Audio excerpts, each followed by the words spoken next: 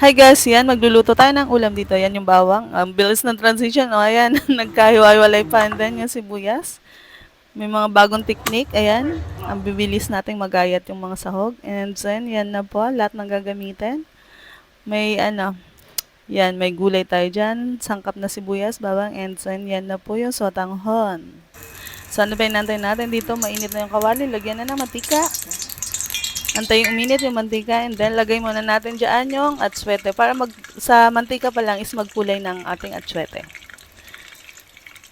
So dito pala guys, pag niluto yung atswete sa mantika, medyo nagtatalsikan kaya ingat lang po tayo dyan. Ayan, nagtatalsikan yan guys. Kaya yung medyo malayo-layo na ako dyan kasi tumatalsik yung atswete. So anyways, kahit tumatalsik ay okay naman na. Tanggalin na natin yung mga buto ng atswete para malinis ang ating mantika na pagigisahan mamaya. So ayan, malinis na nga. And then magigisa na tayo dyan guys. May tumatalsik pa. Yan, unahin natin yung bawang.